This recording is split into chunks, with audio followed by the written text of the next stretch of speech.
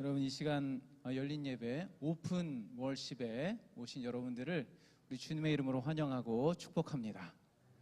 네, 여러분 어떠세요? 우리 청년들이 이렇게 예배를 인도하고 또 이렇게 새로운 뜨거운 찬양과 또 기도로 나아가는 예배 어떠십니까? 좋습니까? 네. 또 특별히 1시간 땡겨서 2시부터 이렇게 예배 드리는데 어떠세요? 좋아요? 다음 주도 이렇게 할까요? 대답 못 하시네. 네. 어떤 분들은 이제 새롭고 참 신선하다 그렇게 보시는 분들도 계시겠지만, 아니 왜 예배 드리는데 깜깜하게 불도 다 끄고 찬양은 또 이렇게 길고 어색하고 또 어렵고 또 불편하게 느끼시는 분들도 계실지 모르겠습니다. 여러분, 역사적으로 우리 믿는 자들 중에 가장 파격적인 예배를 드렸던 사람이 있습니다. 누굴까요? 다윗입니다. 다윗은 하나님의 언약궤가 다윗성으로 들어올 때 마치 어린아이처럼 자기 옷이 벗어지는 줄도 모르고 왕의 체면에도 불구하고 언약궤 앞에서 뛰놀며 그렇게 예배했던 사람이었습니다. 우리가 보기에는 참 순수하고 진실되게 예배했다 그렇게 보지만, 그 다윗의 예배를 불편하고 못마땅하게 여겼던 사람도 있었습니다. 누구죠? 다윗의 아내 미갈입니다. 미갈의 눈에 볼 때는 저게 무슨 예배인가, 형식과 절차를 격조를 잘 갖춰서 예배해야지 왕이 책통도 지키지 못하고 어떻게 저게 예배인가, 그렇게 못마땅했습니다. 근데 여러분, 기억해 하셔야 될 게 있어요. 예배는 내가 만족하고 기뻐하는 것보다 우리 주님께서 만족하시고 기뻐 받으셔야 그게 진짜 예배입니다. 그래서 여러분, 오늘 우리의 예배가 나의 익숙함을 넘어서 하나님께 기쁨이 되는, 하나님께서 영광 받으시는 예배가 되기를 주님의 이름으로 간절히 축원합니다. 제가 오늘 이 이제 첫 오픈 월십을 했는데, 이 예배를 기획하고 기도하면서 제가 꿈꾸고 있는, 생각하고 있는 그런 비전이랄까요? 그런 꿈꾸는 예배 모습이 있습니다. 얘기해 드릴까요? 네. 사실은 비밀인데, 여러분들도 함께 기도해 주신다고 약속하시면 말씀해 드리겠습니다. 약속하신 줄 믿고, 저는 우리 성빈교회 주일 오후 이 예배가 우리 지역 주변에 많은 청년들이, 우리 대학 캠퍼스에 있는 우리 대학생들이, 또 캠퍼스 안에 우리 기독교 동아리에 속해 있는 많은 청년들이 성빈교회 주일 오후에 가면 이렇게 뜨거운 예배가 있다, 오픈 월십, 열린 예배가 있다라는 걸 알고 이 주변에 많은 청년들이 이곳에 와서 함께 아무런 거침없이, 아무런 제약 없이 누구나 청년들이 와서 하나님께 예배하고, 예배 가운데 말씀을 통해서 한 주간 살아갈 힘을 얻고 또 비전을 품고 하나님께 마음껏 예배하며 도전받는 그런 예배가 되기를 꿈꾸고 있습니다. 그래서 열린 예배 오픈 월십이에요. 누구나 오라는 겁니다. 이 시대 청년들, 젊은이들 누구나 와서 예배하자는 거예요.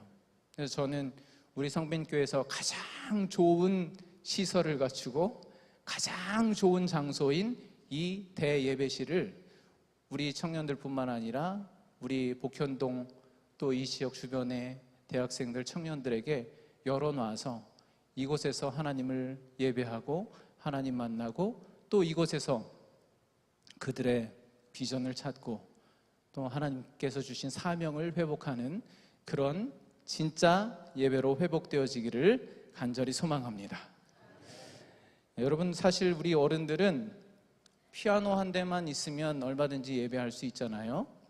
사실 피아노도 없어도 됩니다. 신방 가보면 찬송가 301장, 384장, 그 찬송만 한 2번씩 불러도 얼마나 은혜가 되는지 몰라요. 그래도 다 됩니다. 눈물이 쏟아져요. 그렇잖아요. 지금까지 지내온 것 주의 크신 은혜라, 그 찬송 하나만 불러도 얼마나 은혜로운지 몰라요. 그렇죠? 그런데 우리 다음 세대들, 청년들은 그렇지 않은 것 같아요. 우리 청년들은 화려한 이 조명도 있어야 되고, 음향도 다 갖춰져 있어야 되고, 모든 악기들 풀 세션, 풀 사운드로 한 30분 일어나서 막 뛰면서 찬양해야 그때 비로소 마음의 문이 열리고 은혜를 받는 것 같아요. 제가 보기엔 그렇습니다. 근데 여러분, 그게 잘못됐다 그렇게 생각하면 안 되잖아요. 네. 다윗처럼 예배한다고 우리가 비난할 수 있겠습니까? 왜냐하면 그게 요즘 우리 아이들의 하나님을 만나고 예배하는 모습이기 때문입니다. 여러분, 예배는 나의 모든 것을 내려놓고 무장을 해제하고 오로지 하나님 임재 앞으로 나아가 하나님을 만나는 시간입니다.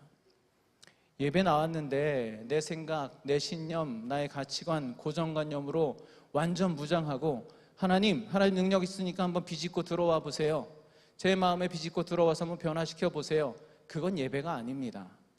하나님께 나의 생각과 내가 가지고 있는 모든 것들 다 내려놓고 하나님의 충만한 임재 가운데 하나님 나를 변화시켜 주시옵소서, 주의 은혜로 채워 주시옵소서, 그렇게 나아가는 것이 온전한 예배인 줄 믿습니다.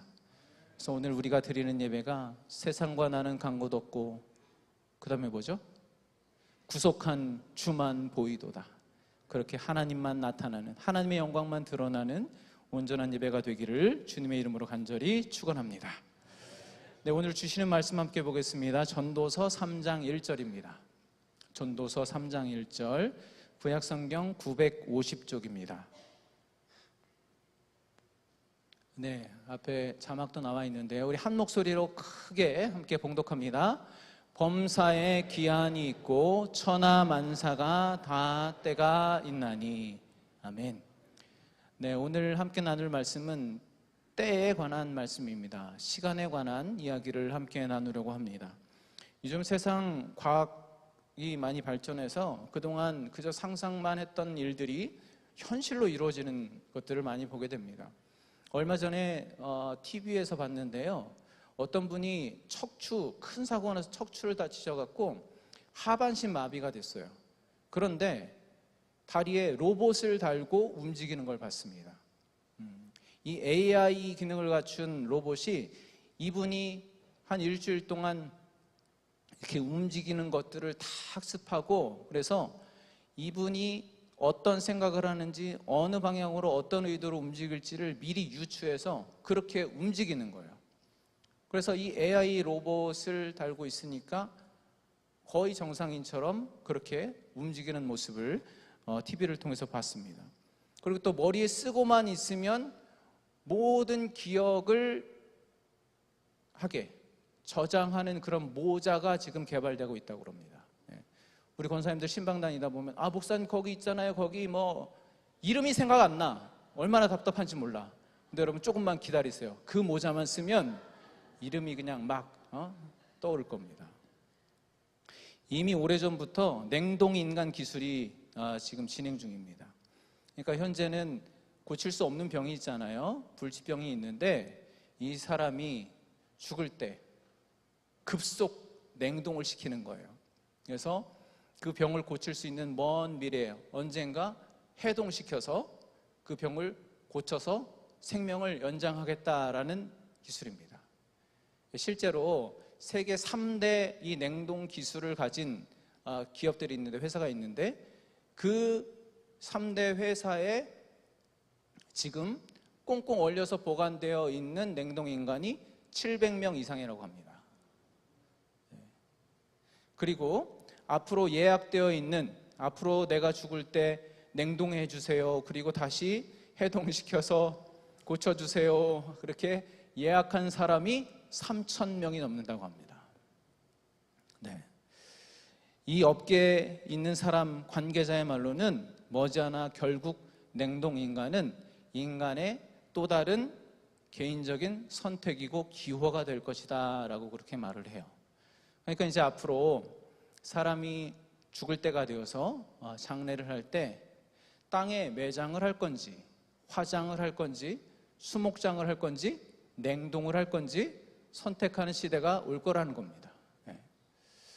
목사로서 별로 반갑지 않은 소리예요. 언젠가는 냉장고 앞에 가서 예배를 드려야 될지도 모릅니다. 너는 흙이니 흙으로 돌아갈지어다. 그게 하나님의 창조 섭리인데 흙으로 돌아가지 못하고 냉동고 속으로 들어가야 한다는 거, 그게 어떻게 보면 참 안타깝기도 하고 씁쓸하기도 한데, 아무튼 이런 인간 과학은 정말 급속도로 발전해서 이제 상상하는 모든 것을 현실로 이룰 수 있다라고 생각하는 시대를 우리가 살아가고 있습니다. 그런데요, 우리 인간이 상상하면 다 이루어질 것 같은데 결코 그럴 수 없는 한 가지가 있습니다. 그게 뭘까요? 시간입니다. 시간. 사람은 아무리 과학이 발전을 해도 이 시간의 통제에서 벗어날 수가 없습니다. 오히려 인간은 시간에 사로잡혀 살아갑니다. 시간의 지배를 받으며 살아간다고 해도 틀린 말이 아닙니다. 여러분, 삼성의 이재용 회장이나 여기 푸르지오 상가의 작은 편의점에서 알바하는 그 알바생이나 하는 일 다르고 또 역할은 다를 수 있어도 똑같이 하루 24시간 정해진 시간 안에 정해져 있는 일정 가운데 살아가는 겁니다. 모든 인간은 똑같습니다. 저도 지난 한 주간을 돌아보니까 내 스스로 뭔가 좀 창조적인 거, 새로운 것들을 해보겠다 그렇게 생각을 했지만 겨우겨우 짜여져 있는 일정 맞추는 것도 제대로 하지 못했습니다. 그것도 다 하지 못하고 오늘 여기까지 온 겁니다. 그러니까 우리 인간은 시간에서 절대로 자유로울 수가 없습니다. 시간의 지배 가운데 살아가고 있습니다. 그러다 보니까 우리는 늘 살면서 선택의 기로에 놓이게 돼요. 시간은 정해져 있는데, 시간은 흘러가는데 과연 무엇을 선택하는 것이 지혜로운 선택인가? 여러 가지 선택의 갈래가 있는데, 선택할 것들이 있는데 과연 무엇이 더 가치 있는 일인가? 늘 선택의 기로에 놓이게 됩니다.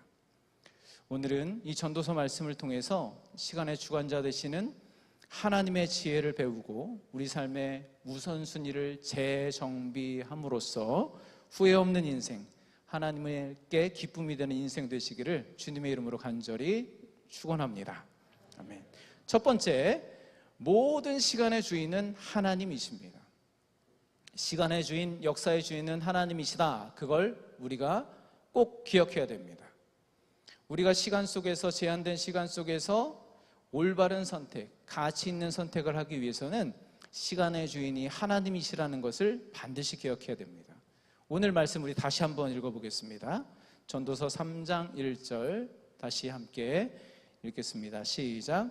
범사에 기한이 있고 천하만사가 다 때가 있나니. 네. 세상의 모든 일에는 하나님께서 정하신 때와 기한이 있다는 겁니다. 태어날 때가 있고 죽을 때가 있고 병들 때가 있고 고칠 때가 있고 심을 때가 있고 거둘 때가 있습니다. 모든 시간의 흐름과 역사는 시간의 주관자 되시는 하나님의 섭리 안에 있습니다. 저는 예전에 에스더서를 이제 묵상하면서 계속 이제 묵상했던 것이 하나님의 때, 하나님의 때가 무엇인가? 하나님의 때가 분명히 있구나라는 것을 묵상하게 되었습니다. 에스더가 바사, 페르시아 제국의 왕후가 되잖아요.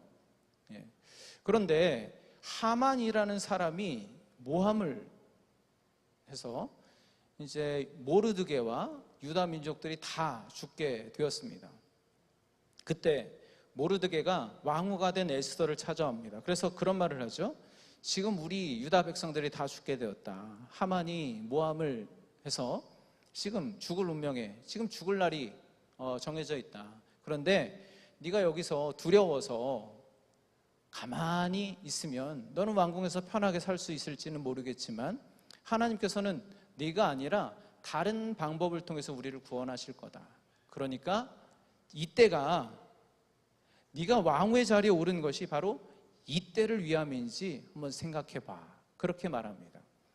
그때 에스더가 뭐라고 대답하죠? 죽으면 죽으리이다.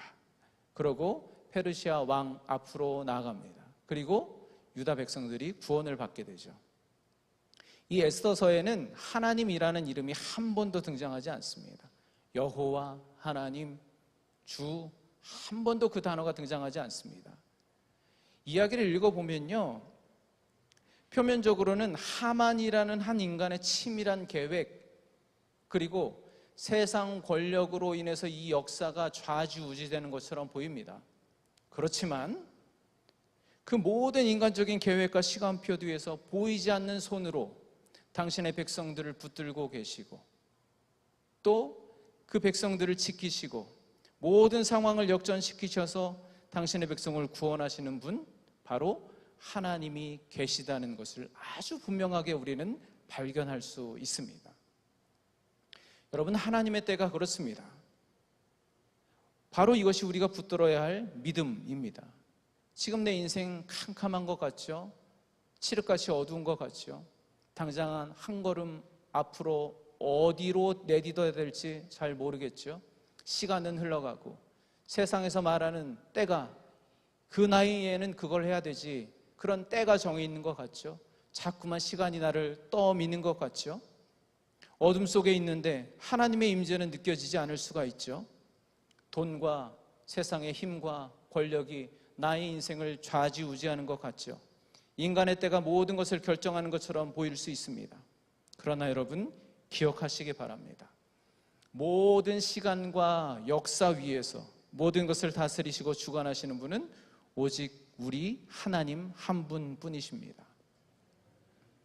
그러므로 우리에게 가장 중요한 지혜는 내가 정해놓은 시간표를 고집하는 것이 아니라 시간의 주관자 되시는 하나님의 때를 분별하고 그 하나님의 때, 시간 앞에 겸손히 엎드리는 것인 줄 믿으시기 바랍니다. 혹시 지금 왜 아직도 응답을 해주시지 않는가 조급하며 하나님의 때를 의심하는 분들이 계십니까? 내 계획대로 되지 않는다고 그 현실 앞에서 낙심하고 계시지 않습니까?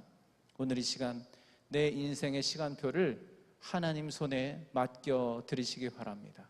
그러면 하나님께서 분명히 내 인생의 가장 선하고 아름다운 길로 하나님이 하실 수 있는 모든 것을 합력하여서 동원하셔서 가장 복된 길로 인도하실 줄 믿습니다. 모든 일에는 하나님의 때가 있습니다. 하나님의 때를 신뢰하시기 바랍니다. 그 때를 잠잠히 기다리는 믿음 위에 하나님의 놀라운 역사가 우리 성도 여러분들의 삶 위에 펼쳐지기를 우리 주님의 이름으로 간절히 축원합니다. 아멘. 두 번째, 하나님을 신앙한다는 것은 급한 일과 중요한 일 사이에서의 선택입니다. 하나님 신앙은 급한 일, 중요한 일 사이에서의 선택입니다. 여러분은 보통 급한 일과 중요한 일이 있다면 어떤 걸 선택하시나요? 급한 일이 있어요. 중요한 일이 있어요. 둘 중에 뭘 선택하시겠습니까? 물론 급하고 중요한 일이 있으면 당연히 그걸 선택하겠지만, 만약에 급한 일과 중요한 일 둘 중에 하나를 선택하라면 보통 우리는 급한 일을 선택할 수밖에 없습니다. 다시는 그 기회가 주어지지 않을 것 같은 그런 마음이 들기도 하고, 우리는 시간의 한계 속에서 살아가고 있는 유한한 인생이기 때문입니다. 우리는 너무나 자주 중요한 일을 급한 일 때문에 뒤로 미루는 실수를 반복합니다. 여기서 우리가 주목해야 할 영적인 통찰이 있습니다. 많은 경우 급한 일은 사람의 기준과 세상의 요구에서 비롯될 때가 많습니다. 반면에 중요한 일은 대부분 하나님의 목적과 뜻에 연결되어 있을 때가 많습니다. 잘 생각해 보세요. 하나님에게 급한 일이 있을까요? 하나님께 급한 일이 있을까요? 없습니다. 있을 수가 없습니다. 하나님은 시간 속에 존재하시는 분이 아니거든요. 급하다는 것은 시간에 떠밀려 살아가는, 제한된 시간 속에 살아가는 우리 유한한 인간들에게만 해당되는 조건입니다. 알파와 오메가, 영원 속에 존재하시는 하나님에게는 급한 일이 있을 수가 없습니다. 다만 하나님의 뜻, 목적이 무엇인가? 중요한 일만 있을 뿐입니다. 오늘 1절 말씀을 우리말 성경은 이렇게 번역하고 있습니다. 우리 자막을 통해서 함께 보도록 하겠습니다. 함께 읽습니다. 모든 것에는 시기가 있고 하늘 아래 모든 일에는 목적에 따라 때가 있으니. 아멘. 모든 것에는 시기가 있고 모든 일에는 목적에 따라 때가 있다. 즉 모든 일의 가치, 우선순위, 그것은 목적에 의해 결정된다라는 것입니다. 시간에 의해 결정되는 것이 아니라 목적에 의해 결정된다라는 거예요. 그렇다면 우리 인생의 궁극적인 목적이 무엇입니까? 답을 잘 알잖아요. 우리가 하나님의 백성된 목적이 뭡니까? 뭐죠? 하나님께 영광이에요. 하나님께 영광. 우리 인생의 목적이 하나님께 영광입니다. 우리의 최우선순위는 사람의 눈에 급해 보이는 그 무언가가 아니라 무엇이 하나님의 뜻이고 하나님의 목적인가, 그걸 이룸을 통해서 하나님께 영광을 올려드리는 거예요. 하나님의 영광을 나타내는 것, 그것이 우리 인생의 존재의 가장 중요한 것, 목적이라는 겁니다. 예수님이 바로 그 증거죠. 요한복음 17장에 보면 예수님께서 이렇게 기도하십니다. 표준 세번역 성경으로 요한복음 17장 4절 말씀을 함께 읽겠습니다. 나는 아버지께서 내게 하라고 맡기신 일을 완성하여 땅에서 아버지께 영광을 돌렸습니다. 아멘. 여러분, 우리가 이 땅에서 살아가는 가장 첫 번째 목적, 존재 가치, 하나님께 영광이잖아요. 예수님은 이 땅에 사시면서 하나님께, 아버지께 영광을 돌렸습니다 라고 말하고 있습니다. 어떻게? 그 앞에 조건이 있습니다. 나는 아버지께서 내게 하라고 맡기신 일을 완성하여, 하나님께서 맡기신 일을 완성하여 땅에서 하나님께 영광을 올려드렸다라고 말씀하고 있습니다. 여러분, 궁금하지 않으세요? 예수님께서 이 땅에서 공생의 사역을 하신 기간은 불과 3년밖에 되지 않아요. 우리 인간으로 따지면 뭐 꼭 그런 건 아니지만 예수 믿고 예수님 신앙생활하면서 예수님께 순종하고 살아온 삶이 3년밖에 되지 않는 거예요. 근데 여러분, 어떻게 그 짧은 3년밖에 공생의 사역을 안 하셨는데 하나님의 일을 완성하고 이 땅에서 하나님께 영광을 올려드렸다, 그렇게 말할 수 있겠습니까? 우리는 30년 해도 안 되잖아요. 평생을 해도 하나님께서 맡기신 일을, 그 사명을 완성할 수가 없잖아요. 주님의 뜻을 다 이룰 수가 없잖아요. 그런데 어떻게 예수님은 불과 3년 안에 하나님께서 맡기신 일을 완성했습니다. 그래서 하나님께 영광입니다. 어떻게 그렇게 말할 수 있을까요? 예수님이니까? 답은 아주 간단합니다. 그리고 명확합니다. 예수님은 늘 급한 일보다 중요한 일을 먼저 택하셨기 때문입니다. 수많은 무리가 몰려와서 병 고쳐주기를 요구하는 그 긴급한 상황 속에서도 예수님은 따로 한적한 곳으로 가셔서 기도하는 중요한 일을 선택하셨습니다. 굳이 갈 필요가 없어요. 가면 별로 좋지 않아요. 사역에도 걸림돌이 돼요. 그러나 예수님께서는 일부러 그 사마리아 땅을 관통해서 이방인 한 여인을 만나서 그 우물가에서 대화를 하십니다. 그게 중요한 것이었기 때문에.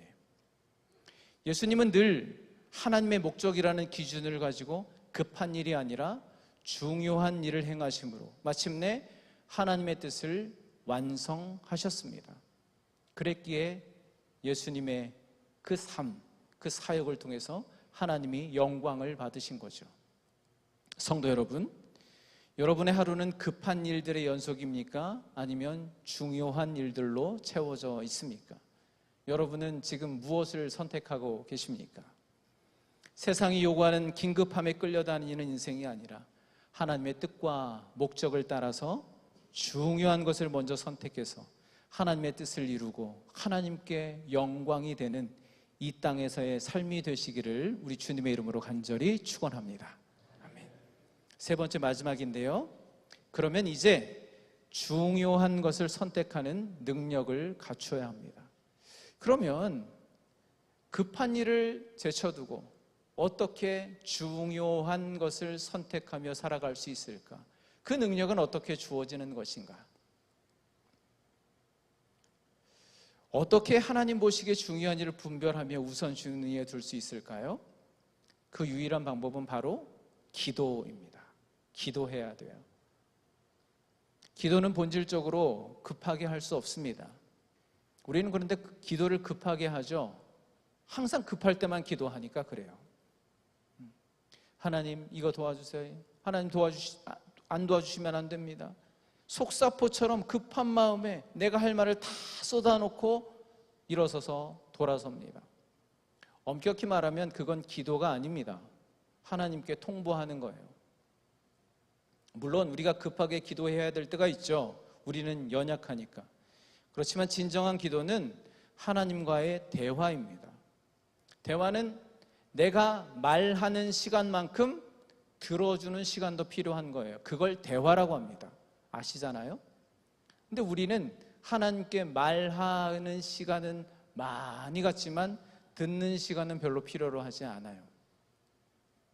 제가 전에 어디에서도 말씀드렸는데 우리 장로교 전통에는 이 예배실의 구조, 배치도 다 신학적인 의미가 있습니다. 예전 예배실에 가시면은 이쪽에는 큰 강대상이 있고 이쪽에는 작은 강대상이 있습니다. 왜 강대상 하나만 있으면 되는데 두 개나 놓았을까? 이쪽 작은 강대상에서는 주로 하나님께 올려드리는 것들을 합니다. 찬양을 올려드리고 또 기도를 올려드리고 하는 곳이에요. 이 큰 강대상은 하나님의 은혜, 하나님의 말씀이 내려오는 곳입니다. 그래서 주로 목사님들이 큰 강대상에서 말씀을 선포하고 축복을 하고 이 작은 강대상에서는 예배인도 찬양, 기도를 하는 거죠. 그렇게 예배 가운데 하나님과 우리 하나님의 자녀들이, 성도들이 교류하는 거예요. 교제하는 거예요. 순환이 되는 거예요. 기도도 마찬가지입니다, 여러분.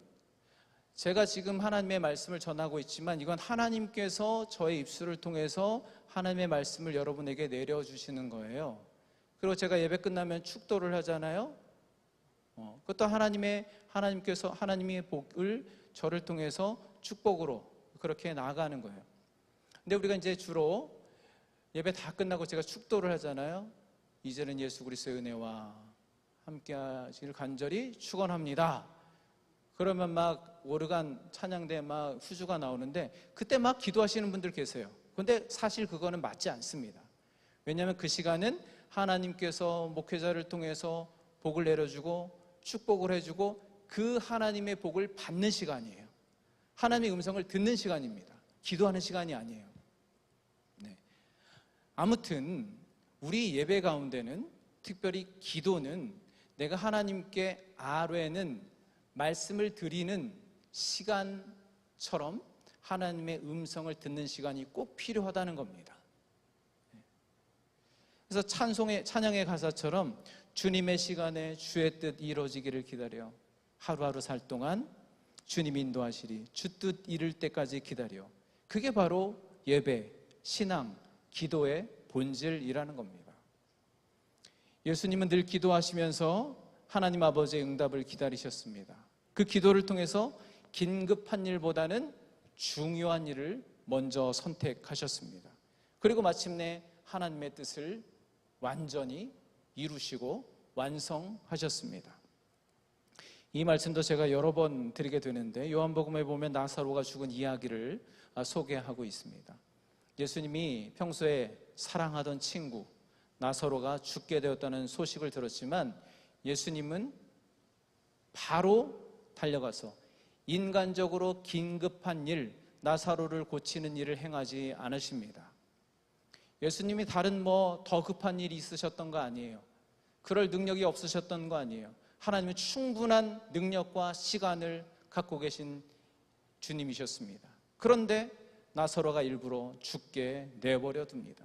죽고 나서 4일이나 지났습니다. 그리고 뒤늦게 장사를 다 치르고 나서 찾아갑니다. 왜 그랬을까요?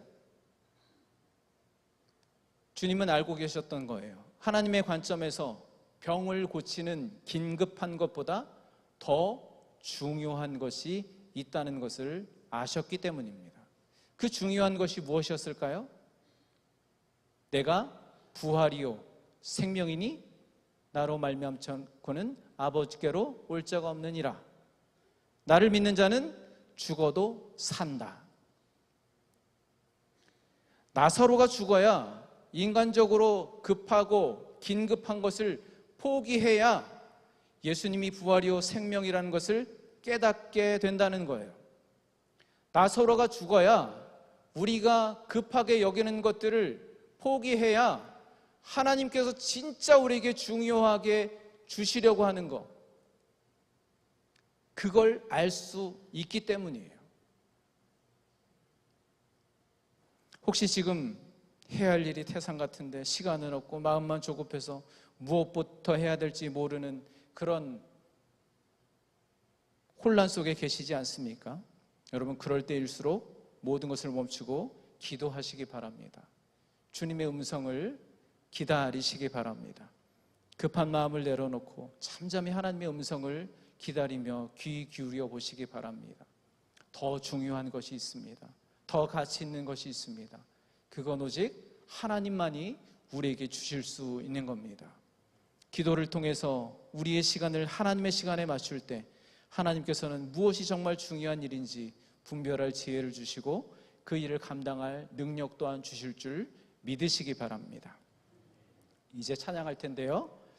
여러분, 이제 우리에게 또 새로운 한 주를 허락해 주셨습니다. 이번 한 주간 세상의 긴급함을 쫓으며 살아가는 것이 아니라 나를 향한 하나님의 뜻과 목적이 어디 있는가, 하나님께서 나에게 선택하라고 하시는 중요한 일이 무엇인가를 분별하고 순종하실 수 있기를 간절히 바랍니다. 그래서 하나님께서 여러분의 삶 가운데 맺게 해주실 그 참된 열매와 평강이 가득한 복된 한 주간 되시기를 우리 주님의 이름으로 간절히 축원합니다.